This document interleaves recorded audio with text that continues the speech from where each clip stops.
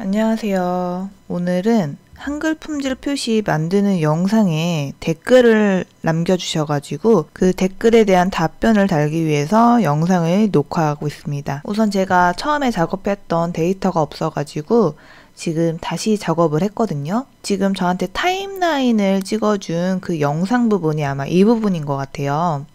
그래서 이 부분을 제가 다시 한번 재현을 해볼게요. 문의 주신 부분이 이 박스 한 개의 형태의 라인을 어떻게 그리느냐 요거에 대한 질문이었는데, 이 라인을 설정하는 방법은 한 3가지 정도 방법이 있는 것 같아요. 우선 첫 번째 방법부터 한번 해보도록 할게요. 첫 번째 방법은 가장 쉬운 방법 중에 하나인 이 라인을 이렇게 그려주는 방법입니다. 선을 선택하셔가지고 처음부터 끝까지 이 라인을 맞춰주시면 되는 방법이에요. 이렇게 선을 그어주게 되면은 가운데 정렬을 하는 게 조금 어려울 수가 있어요. 물론 이렇게 그냥 앞으로 정렬하는 방법을 사용을 하시면은 이렇게 하셔도 충분히 편하게 사용을 하실 수 있을 것 같습니다. 근데 영상 속에서 저는 이걸 가운데 정렬을 쉽게 하기 위해서 이 박스 자체를 나눠주는 방법을 사용을 했어요. 그래서 첫 번째 방법은 이렇게 그냥 가운데에 선을 그려주면 됩니다. 선을 선택해서 선을 그려주면 되고요.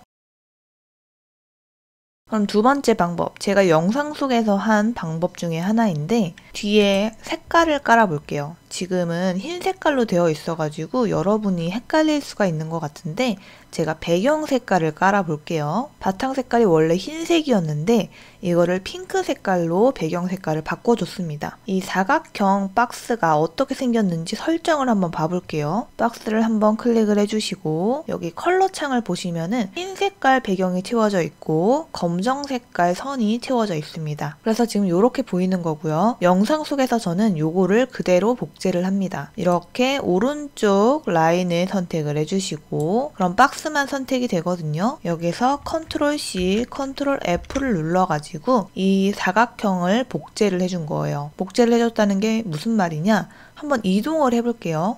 이렇게 살짝 이동해 보면 이 뒤에 똑같은 박스가 또 있고 제가 이동하고 있는 박스도 보이죠? 이걸 그대로 복사를 해줘가지고 두 개의 박스가 겹쳐져 있는 상황이거든요. 다시 컨트롤 Z를 눌러줄게요.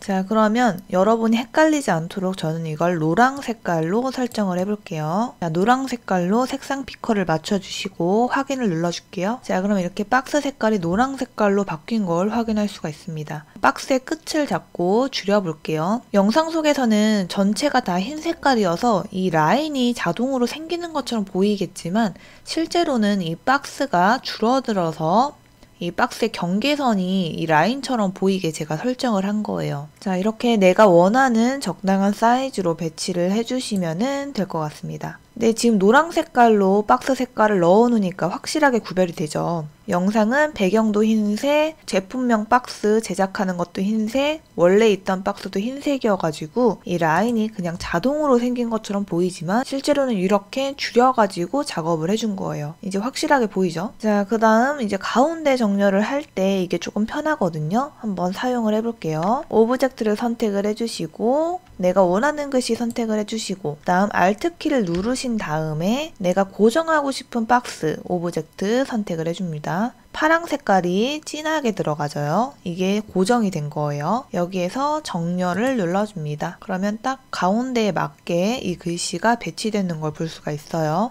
한 번만 더 해볼게요.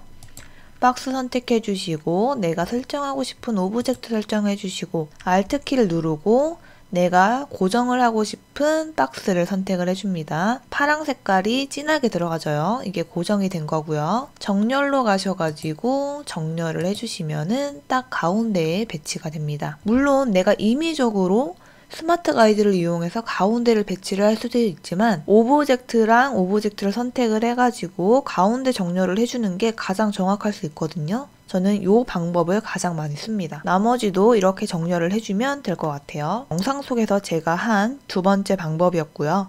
이제 세 번째 방법을 한번 해볼게요. 세 번째 방법은 아까처럼 라인을 그려줍니다. 이렇게 쭉 라인을 그려주시고요. 나누고 싶은 오브젝트를 모두 선택해 줄게요. 이렇게 선택이 됐죠? 그 다음 이 라인을 클릭을 해주시고 패스파인더로 가셔가지고 나누기를 눌러줍니다. 그러면 이렇게 위에 써져 있던 글씨가 모두 사라지게 되는데 이거는 제가 제일 마지막에 작업한 오브젝트가 맨 상단으로 올라와서 그래요. 자, 드래그를 해주시면은 글씨가 뒤에 가려진 걸 볼 수가 있어요. 이 글씨를 맨 위로 올려줄게요. 컨트롤 쉬프트 괄호를 눌러줍니다. 자, 그러면 이렇게 됐겠죠. 패스파인더를 이용해서 나누거나 분리하게 되면은 이게 그룹핑이 됩니다. 이걸 오른쪽 버튼을 눌러서 그룹 풀기를 눌러줄게요. 그러면 오브젝트가 하나씩 분리되는 걸 볼 수가 있어요.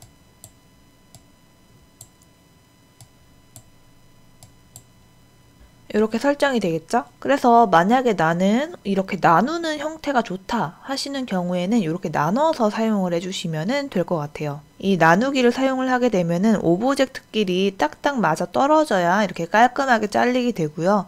만약에 이렇게 깔끔하게 잘리지 않는다, 잔해물이 남는다 하시는 경우도 있을 수 있어요. 그거는 처음에 제작을 하실 때 이 오브젝트의 간격이 맞지 않아가지고 그런 잔해물이 생기는 거거든요. 저는 그래서 두 번째 방법을 가장 많이 사용하는 것 같습니다. 이렇게 세 가지 방법 중에 편하신 방법을 사용을 해주시면 될 것 같아요. 그러면 그 질문에 대한 답변이 됐으면 좋겠네요.